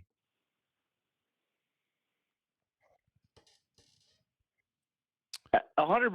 The devil's advocate, I think, would be he's 21-4 right now. Yeah. Probably has a good chance of going 23-4. Yep. And you talk about that fall, like, hey, quarterback gets hurt next year, you don't win as much. That usually the fall of grace out of being in the coaching hot circles, that's usually after about a year and a half to 2 years of losing, isn't it right? Oh, I'm totally with you. Things went horribly next year. He's still in the mix for a lot of better jobs that might not be as difficult as Mississippi State. As someone who knows John, if he were to say to me, and he will not, by the way, for the record, he will not call me and go, "Hey, Neal, what do you think?" But if he did, I would say, "Hey, hang tight. It's coming. But I will not ridicule John if he takes the job. I mean, I can see how a married couple would look each other in the eye around the Christmas tree with a cup of coffee on a Sunday and go, we can't say no to this. This is life-changing money. And frankly, it is. I get it. 1,000,000%. And if I'm an Ole Miss fan, he's the one guy I don't want to take the job. Because he's legit. Summerall's legit. If I'm Ole Miss, I don't want John Summerall to take that job. I'm not worried about Levy. I'm not worried about some of the other guys. He would be the one guy that he wouldn't scare me because I'm in good shape, but he would be the one guy that I'd go, okay, he's going to be a pain in the ass because he's going to build a culture wherever he is. He's really good. If I'm John, I think I hang tight. I wait for the Kentucky job to open. I get the Kentucky job, and then I'm the next guy there for 8 to 10 years. Mm-hmm. But I won't get a couple contracts, and we're going to run. But I won't blame him if he goes, that's too much money to turn down. I get it, 1,000,000%. A couple super chats. Hardman says, are there daycares in Starkville? I don't know. Jim Brian Logan says, is Kiffin coaching at Ole Miss next season? I think so. I will say this. I do want to see the A&M job get finalized before I just go, oh, absolutely. Yeah, sure. Okay, but Neal, you know better than me. I keep bringing this Florida thing up. If they get boat race tomorrow night and they get froggy and they fire Napier, does that not make the Kiffin thing weirder than A&M ever would be? No one wants to entertain that. Maybe it's not happening. 1,000,000%. Yes, that job would be for a freak out. 1,000,000,000,000%. They're not firing Napier, though. I don't think so. I don't think so. I wouldn't think so either, but you never know. I don't think so.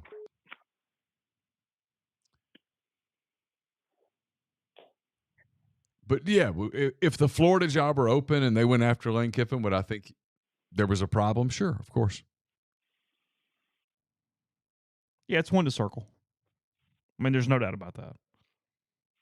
But I mean, hell, based off 2021, I think he'd take it. Yeah, he would take the Florida job.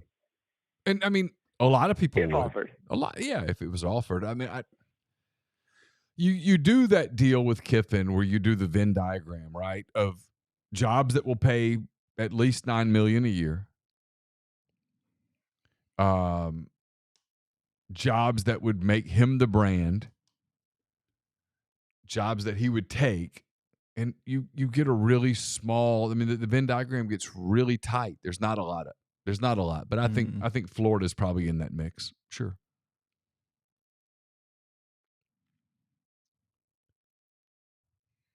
So, I mean, let's get the A&M thing filled. And then, I mean, there could be some residual downstream stuff that opens because of wherever that is or isn't. I mean, what's your guess at A&M today? It's been a weird search. You got Ross coming out in that interview basically saying he's never going to do a contract like that again. Well, it was a bad contract. It's an awful contract. I mean, he said that the contracts moving forward were going to be very incentive laden. I mean, he's taking the fall for that. Of course. It's not him. He didn't do it. He wasn't even here when it started. If you made me guess on A&M. He's also not making the hire. No. People tried to talk me into that today, that this is going to be Ross's hire. I'm like, oh, for the love of God. Oh my Shut God. up. I know. I'm just like, I mean, not to be, you know, my reaction to that was graphic.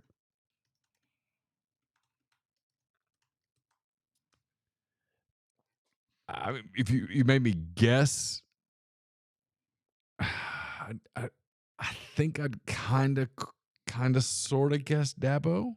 Would you really? A little? But your confidence level is very low. small. Like on a scale of 1 to 10, it's a 2. But really? Here's my thing. Do you pay $78 million to hire Jeff Traylor? $78 million to hire Mike Elko? Do you really? $78 million of real dollars Yeah. to hire one of those guys? Traylor was a trial balloon that got blown up. I do feel good about that. And I feel like Elko's sitting over here as the fallback in case it just goes to hell in 8 handbaskets.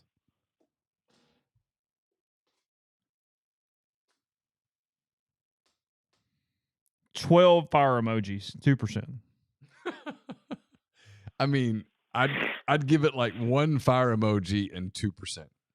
And you'd have like a little bucket of water emoji over next to the fire going, hey, I haven't spent any time on it, so I don't know. But it feels like they know what they're doing.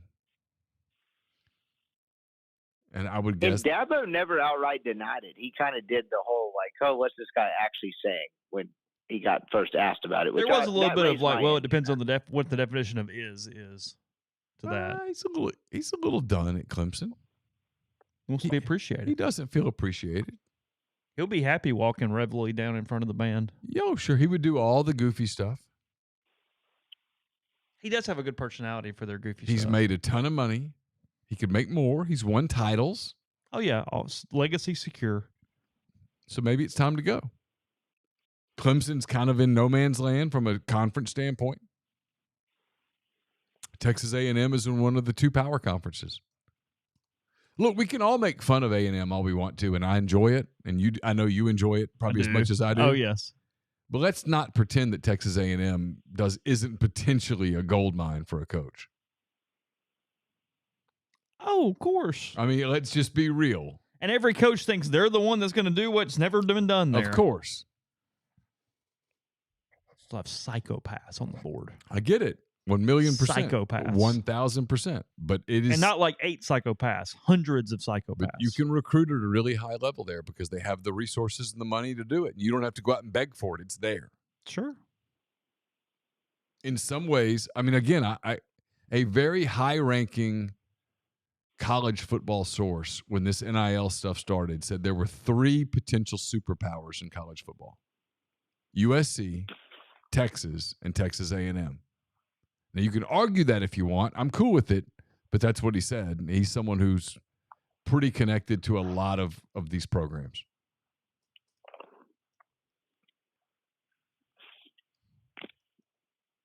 We'll see. I mean,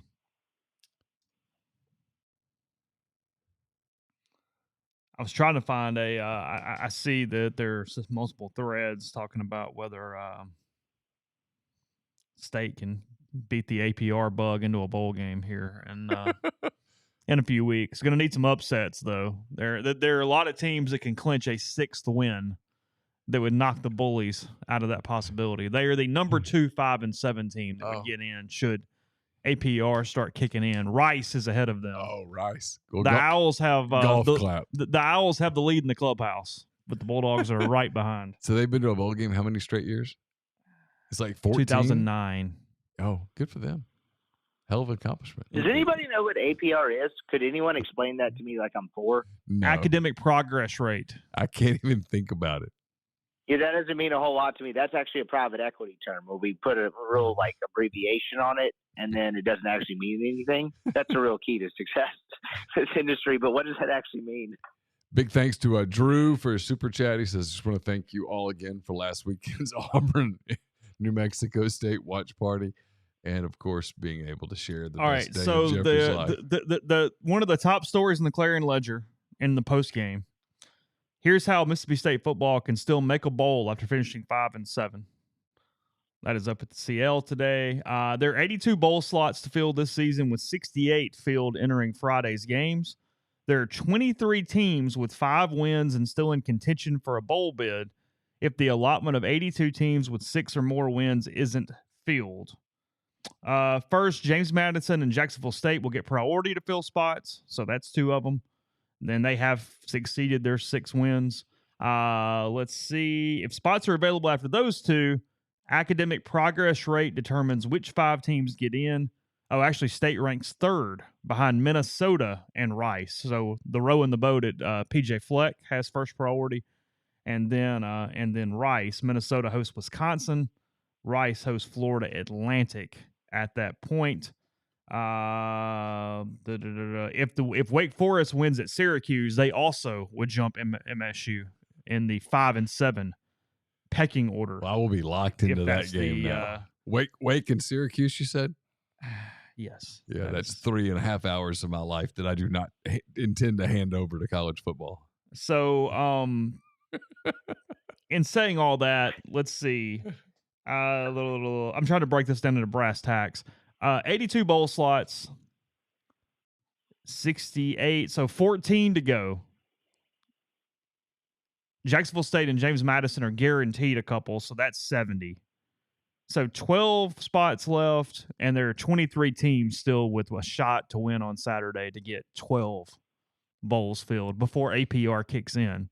If APR kicks in, State is third, fourth on the list at that point. So they need a lot of help. Got to have a lot of things go right for the Bullies to get into some Boca Raton Bowl here on December the 17th. How many kids on that roster want to go play a bowl game?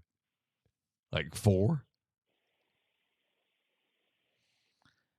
How many kids on that roster really want? I really hate you're not a State beat writer where like your editor wouldn't have called you and go, Neal, I need you to look up all the APR 5 and 7 teams and put a list together to see how the team you cover can get into a bowl game at 5 and 7 on December the 17th. Can you imagine how badly I would do on the State beat? I mean, how hated I would be on the State beat. Can you even imagine? You'd give no seconds to this exercise. I would make so much fun of this. How many kids on the Mississippi State roster tonight want to practice for a bowl game? Is there not a part of you that kind of wants them to get in at 5 and 7 for it just to extend? Oh, sure. To be celebrated? 1,000,000%. But how many kids on that roster really want to play in a bowl game? Hey, guys, I need you to hang around, practice 15 times. I mean, 4? Everybody's banged up, and we're going to go to the Humanitarian Bowl in Boise. Cool? I mean, like 2 guys on the whole roster? The dude who got ejected for targeting because that was his last game, he might want to play again. And then some other cat. I don't know. Is Rogers coming back next year? He has a year of eligibility remaining. No shot. No way. And if he does, he doesn't need to go there. Just light the SEC record book. He needs to go someplace that runs the air Go play for Hugh. Go have some fun. Well, he'd be better. How about Hollingshead? That wide receivers coach that Leach hired is now the OC at Western Kentucky. That feels very Will Rogers-esque. Okay. But other than that, I don't know what his options are. Look, man, someone in the SEC has to suck. There's going to be 16 teams. There are. I mean, I'm being real here for a minute. There's going to be 16 teams. Not everybody can win. I'm selling on State. I'm selling on South Carolina for next year. Vanderbilt's Vanderbilt. A handful of teams have to suck. Look, Rogers would get some play on the open market. Sure. Get some good play on the open market. In the right system? He's a good college quarterback. I mean, he would help Hugh. Yeah, he would. Yeah. He doesn't make Hugh a champion. He'd be good at Auburn. Be good at Missouri. Yeah. Then a bunch of air raid places. I don't know. Whoever runs that stuff. Oklahoma State, Texas Tech. But, I mean, if you're Will Rogers, are you waiting to see? I mean, I guess he'd be okay in a Lebby system. Be all right. Lebby would like for him to run a little more, though. Yeah. Need a more athletic quarterback. Ooh. I'm not selling Tennessee. No. I'll hold some Tennessee stock. With Nico Iamaleava? Are we buying him? Hell yeah, I'm buying him. Everything I hear. Oh, really? Yeah. Okay. Yeah. All right. It's fair. No, Heupel's done a good job there. They're talented. Okay. How'd you do your turkey today, Rippy? We actually did. So we do lunch at my parents' house. We did a normal turkey. We did some ham, and then per a tip from Chris Newcomb, we got a Cajun fried turkey from Popeyes. Literally delivered in a Popeyes no kidding casing or whatever. And it was phenomenal. I am full in on the Popeyes turkeys. Popeyes turkeys are apparently handing it out across the country. Don't knock it till you try it. I did not good. know Popeyes did Cajun whole turkeys for Thanksgiving. Neither did I until I wandered downstairs for our early lunch. And then we wandered to a good friend of the podcast, Bracken Ray, and his family's house to watch the Egg Bowl. So it was all in all a pretty good day. But, yeah, I wouldn't sleep on the Popeyes turkey. I'll be damned. Can you get these like 365 or are these only for Thanksgiving and Christmas? Hey, Brian, when did you start drinking and how much have you drank today? We took it slow today. Yeah. During the second half of the Egg Bowl, we went with the what is it, eggnog, whatever the frozen eggnog is. I had a couple of those, but then lunch, I was fine. We had to get people in and out of there. I knew it was a long day. Knew we had the post-game show, so we kept the focus. I'm really proud of myself for right now, the mental state that I'm in. I've had mimosas. I've had the. Have you really? Yeah, I've had I did the frozen old fashioned with the freezer old fashioned. It's not frozen. The what? Freezer old fashioned, where you put it. Hold on. What? You make the old fashioned ahead of time and you put it in the freezer. Had several. But why? Because there was a recipe and I wanted to try it. It was really good. What makes it good? It's an old-fashioned slushy. It's just cold? It was really cold. What? Hey, look, dude. It was really good. Is it frozen at all? No, but it's cold. It's very good. It was excellent. Still on the rocks? No, it's on a big rock. Oh, it's on a big rock still? Yeah. But okay. It's fine. I've had that. I've had the majority of a bottle of wine, and now I've had a beer. I mean, I feel like I've kind of run the gamut, and I am still functional, and I'm pretty proud of myself right now. Wrote a column and everything. You didn't take one of those Twisted Tea party pack gallon things with you? I did not. Brian. Oh, I gave him several. This is a good one. So Chase gives me several of those. I go over to his house about a month ago. I pick up some of those and some shirts. And I think it was Halloween night. We were headed down to our friend Michael's house to go, hang out while they gave kids candy, trick-or-treating, whatever. MC's real into that now, baby fever off the walls. Well, I go pick up what I think is a 12-pack of Twisted Tea, and I was like, you know what? This is free. This would be my housewarming gift to Michael and his wife. Well, then it starts to kind of slushing around when I pick it up, and I'm like, this doesn't feel right, and it's one of those slap-the-bag deals. I'm like, I probably shouldn't take this down to a Tuesday night Halloween party. I should probably go with the normal 12-pack. I did not realize the party pack was a classic college slap-the-bag thing. If either one of y'all opened one of those. Yeah, no, actually, we had one at our Halloween thing, and it got completely drained. The entire 1.2 gallon, basically a party ball of Twisted Tea was empty by the end of the festivities. I had not slapped a bag probably since college, and I guess I wasn't going to start Halloween 2023, but I respected it. You have it. Look, it's right there waiting on you, just saying. So the sampler pack that has 4 different flavors of Twisted Tea in it, you got that too. You got a lot of options there for your packs of punch, 5% alcohol in the real brewed tea there of no Twisted carbonation. Tea. That's correct, yes. So before I leave, I have one pressing question. I was at the gas station on Monday by my office picking up my usual Monday breakfast, and there was an older lady in line behind me, and she tapped me on the shoulder, and she said, hey, what's your name? And I was like, Brian. She's like, all right, never mind. And I kind of ordered, and she's like, what's your last name? I was like, well, Rippy. And she goes, oh, my God, my husband and I watch the post-game show every week. We love it. And I was like, thanks. I really appreciate that. She goes, I missed you on the New Mexico State live stream. I was like, what are you talking about? And I was like, she was like, yeah, they live streamed the entire New Mexico State Auburn game. And this is before I had talked to you, Chase. I was like, what in the world is this woman talking about?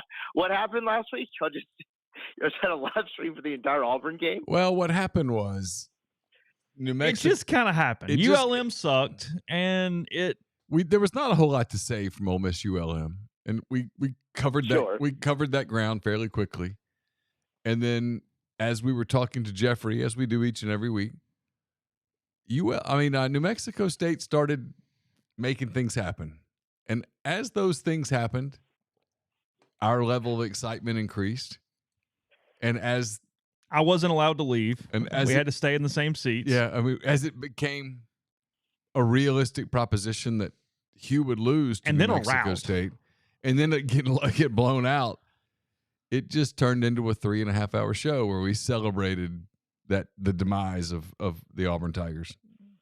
It's basically what happened. Yes. Well, I guess this would be my parting shot, but it's a nice flex to outrate the Auburn live stream going on. We did have more people in our stream than did. they had in theirs late in that game. We Yes, did. that was true. Just wait till Saturday when they get that ass kicked. I've You actually throw the record books out, Neal. I've actually thought about throw going, them out. I've actually thought about going on a live stream in the Oh, second God. half of the Iron Bowl, going, "Hey, let's enjoy this together." What time's the game? 2:30. CBS. I mean, not the worst idea. No, it's not the we need worst. some. idea. We need some content. We need some numbers. Yeah. I mean, we could do a post, kind of just hang out for an hour and a half and watch some Iron Bowl. I mean, if Auburn starts, trying to pose an upset, it gets interesting. Oh God, that would be the last reason I'd do it.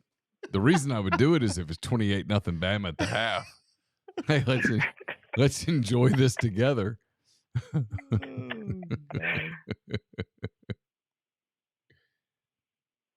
All right, Brian. Appreciate you very much, man. As always, thanks for the time. Absolutely. Y'all have a happy Thanksgiving. Enjoyed it. All right, later. Oh, Greatest day of Jeffrey's life. Jesus. He's still married a week later. What else do we have at 2:30 on Saturday? So what is the schedule if this was a thing? Hold on. The Michigan Ohio State game's at 11. I've got a lunch LSU thing I have to go to, but LSU A&M's at 11. It's at 11. Let's see. I don't know who else plays at 2:30. I'm looking. Hold on. On Saturday, huh? Yep. All right. Because Missouri's tomorrow. Colorado, Utah at 2. Gross. Alabama, Auburn at 2:30. Arizona State at 2:30. It's not terrible, but it's probably not very Tennessee, good. Vanderbilt at 2:30. I will say watch Jed Fish at Texas A&M. Okay. BYU, Oklahoma State at 2:30. That's Liberty, not good. UTEP at 2:30. That's a good game. Northwestern, Illinois at 2:30. Wisconsin, Minnesota at 2:30 as we have the APR watch for the Bulldogs. Maryland, Rutgers, Virginia Tech, Virginia, App State, Georgia Southern, Coastal, James Madison, Jacksonville State, New Mexico State. Telling you, watch Liberty for this damn Access Bowl thing. Washington State, Florida. Oh, we got Florida. No, that's at 6. Never mind. Yeah, that's all we got in the that's at afternoon. Okay. That's all we got. It's a week afternoon slate. Jeffrey says I'm in on the Iron Bowl live stream.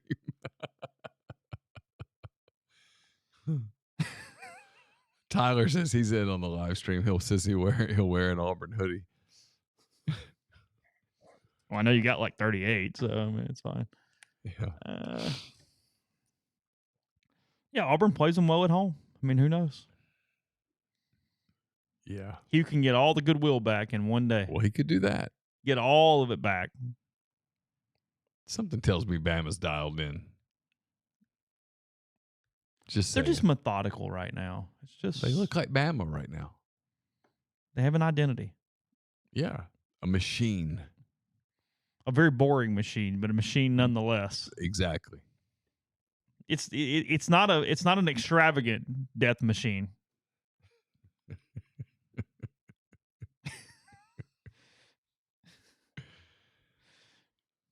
It's on advisement. We'll see how it's going.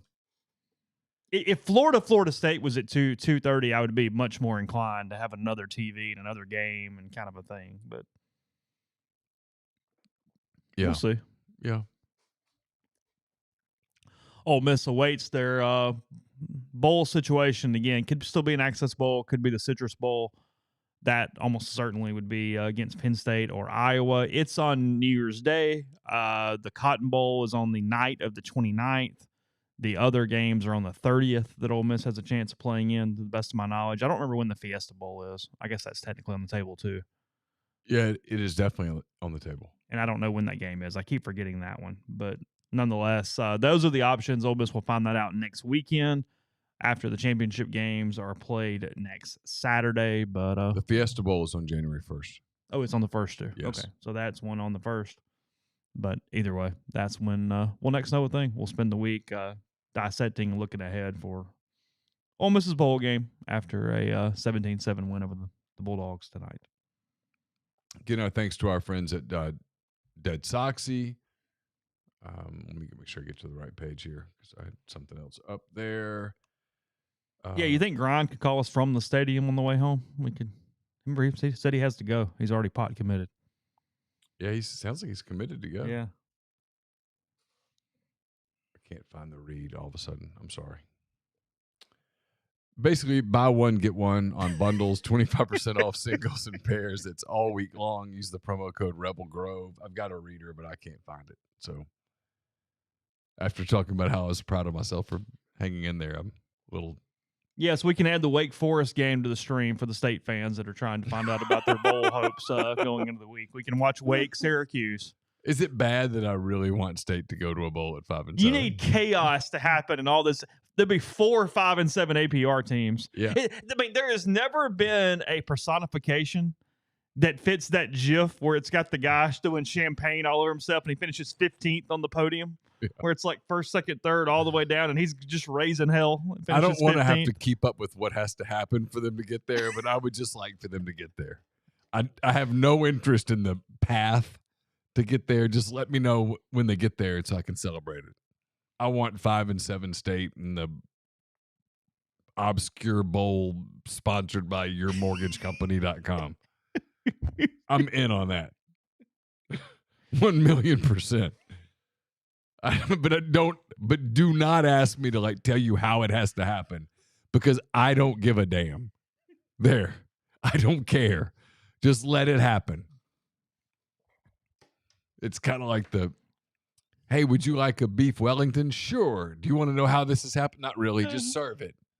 You don't need to know how the mushroom works. No. Just no. I don't care enough to the 10 things that have to happen. Yeah, just apparently it's an old fashioned that we wait for it, put in the freezer. I think that's the way. That's it. You just make it. Okay. You add a little water instead of ice, and you put it in the freezer. It was really good. Okay. I made the syrup homemade with the honey and the water and the rosemary and the cinnamon. It was delicious. And it didn't dilute it because you threw it in the freezer? Okay. No, it was really good. All right. Fair enough. I mean, maybe it did because I'm still standing, but it was good. Okay. It might also be it's fine. Yeah. All right.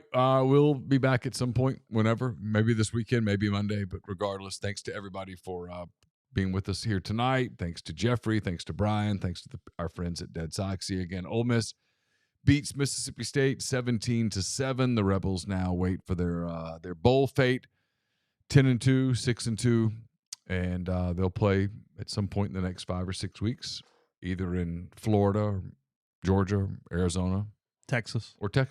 Yep. There you go. For Chase, I'm Neal. Until then, happy Thanksgiving. Enjoy Black Friday, the rest of the weekend. We'll talk to you soon. Bye.